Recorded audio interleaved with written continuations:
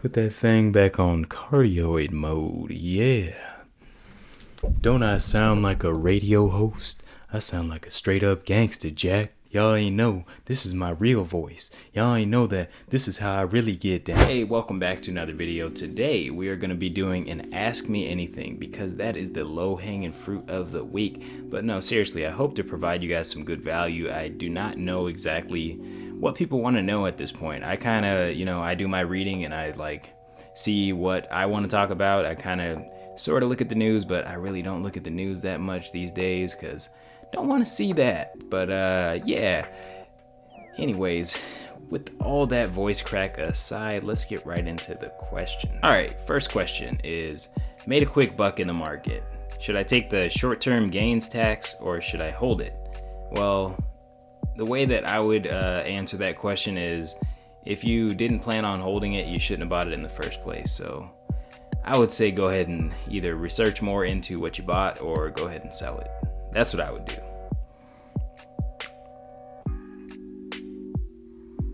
How is CHAZ doing? Oh, Capitol Hill Autonomous Zone. How is the Capitol Hill Autonomous Zone? So Capitol Hill Autonomous Zone, it's crazy.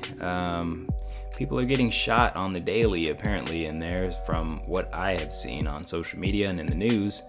So, yeah, go figure. Would love to hear your opinion on Fundrise and the real estate investing platform. I really don't have an opinion on Fundrise, the real estate investing platform. There are several videos on that on other channels, so I would give those a look. I don't plan on investing in it because, generally speaking, if you are investing into something that is a service, you're paying to do that service. So if you're not able to, basically invest into real estate yourself or basically cut out all the middlemen, generally speaking, you're going to be paying some type of fees. You're not going to be getting the best deal there. So Fundrise, don't take this as the word. I would definitely listen to people who actually invest in Fundrise. But what I have heard is that Fundrise, you're going to get a lower return just because of the fees and because of just the inability to actually control what type of real estate that you're buying. So you have less control with Fundrise. Can you get some returns from it? Yeah, I mean, it's better than not investing at all, I would assume. But anyways, that's my thoughts on Fundrise, and don't take those seriously because I need to look into Fundrise myself. How haven't you been canceled yet? Got your tweets from 2013. Who is that? How have I not been canceled yet? Well, I'm probably gonna get canceled tomorrow, so I'm thinking by, probably about somewhere between 3 to 10,000 subscribers is when I'm gonna get canceled. But tomorrow I'm planning on putting out a video where I will read a message from a police officer that I respect, black police officer. So if you guys want to stick around for that, make sure you guys subscribe and stick around for that video because it's basically gonna go over what he thinks about the scenario and what we ought to do as people in general, but specifically as black people in this scenario. So I thought his thoughts were valuable, so I plan on sharing them in a video tomorrow. So stick around for that if you want to hear from what a police officer thinks from this area, specifically a black police officer. All right, greetings from England. Have you ever been to Europe before? That kind of sounds like one of those questions that you get asked on a blood draw, like, have you ever been to Europe between 1980 or something like that? I have not been to Europe, but I plan to go. Not between 1980 though, so I can still get my blood drawn, still donate blood and save lives and all that stuff, This isn't really a question, but I still mess with you, man. Somebody asked me, best ways to save 60% of your income, ? What are some major steps you do? So what do I do to save?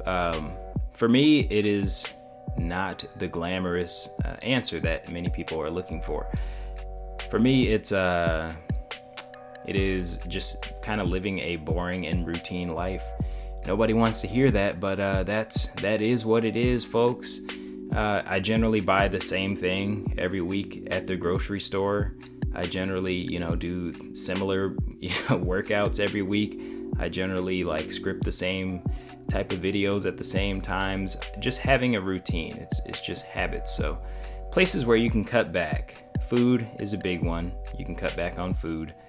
Things that can be cut back, living situation. You can have 1 roommate, 2 roommates, bunk beds. Get extreme if you need to. Whatever suits your fancy. But what else can be cut back? Your car. Either not having a payment, buying a cheap car, getting a fuel efficient car, getting a, maybe even a bike. If you can walk, then walk. Cutting back on that transportation expense. Where else would I say that I cut back? I love Costco. I love cash back.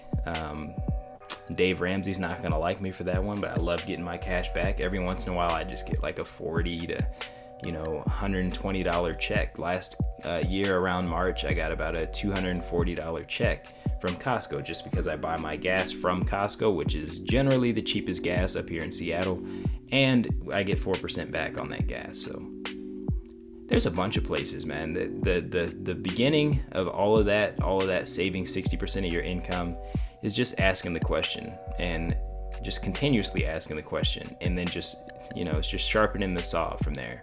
So, good question. How much money do you have invested in the market? I could go check that really quick in my investing app. All right, it's taking too long to load.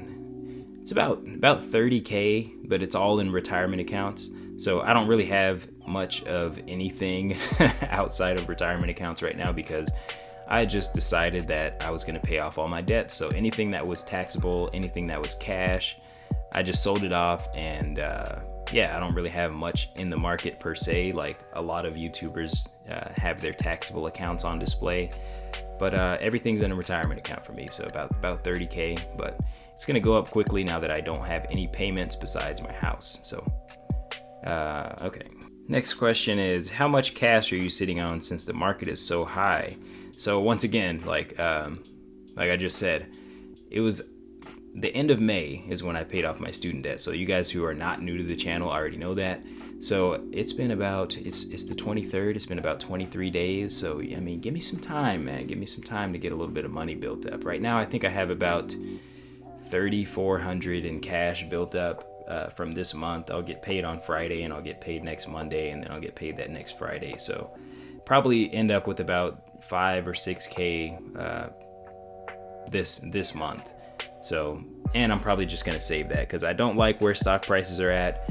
And I feel like if I lower my interest rate right now, I could get a really good deal on my house. So that's what I'm looking at. This is going to be an investing channel where there is no investing happening besides in retirement accounts for a while, just because interest rates are so good and stocks are so high that I'm like, you know what? Let's pay the house down because everything else doesn't look very attractive right now. So, but you can't go backwards on those retirement accounts. So I can't go back and contribute to my Roth, retroactively. So I have to do that now. But as far as my taxable accounts, I'm like, I'm not really in a rush to contribute to those right now. If I have an emergency fund to fill up, if I have, opportunity to fill up those retirement accounts, because my time horizon is much longer with those retirement accounts. I literally cannot cash those out without penalty, until I'm 60. So I don't mind putting money into those because it really doesn't matter what the market does in the short term because I can't even touch it for the next 40 years. So anyway, that is a long answer to that question. Okay, next question is money market versus savings versus CDs. Video. Oh, you want me to do a video? Well, here is that video, but I'll probably do another video later. But just to give you a preview of that video, money market versus CD versus savings. CD, personally, not too attracted to them myself. I think that they have too many restrictions. If you try to withdraw early, you will be penalized. They have high contribution limits. Money markets, same thing. With the contribution limits, some of them have contribution limits. They will tend to have a higher interest rate than, say, a savings account. CDs tend to have a higher interest rate than both of those accounts. But the problem is you need to run the numbers and you need to know when you're going to use that money. So I can't say like, oh, this one's the best one, because it depends on what you want to do. You need to look at the restrictions, you need to look at the interest rates and make your decision. So That's a non-answer, but I tend to give non-answers on this channel, so, you know.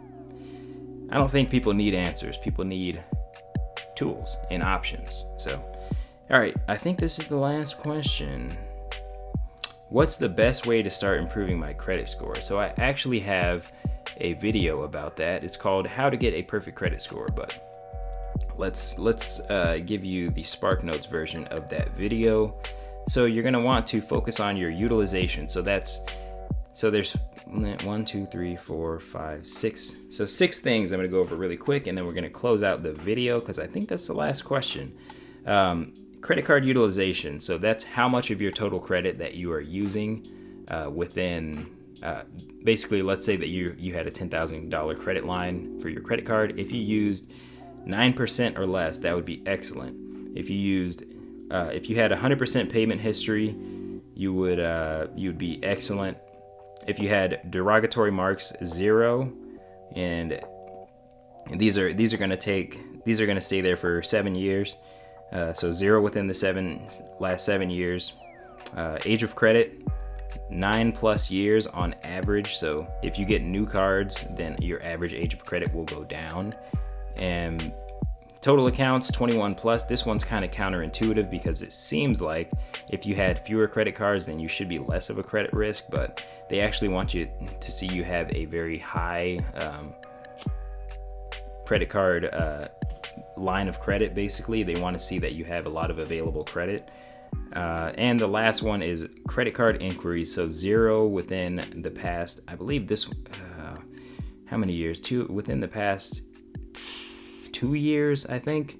Yeah, I think they drop off after 2 years, but go watch that video. The video is a lot better than what I just did. But anyways, I think that's the last question. So I'll do the outro. Hopefully you guys liked this video. If you did, make sure you give it a like and subscribe to the channel if you're new here. If you guys have any more questions, go ahead and put them down in the comment section below. Hit the links because I got a self-promo. And yeah.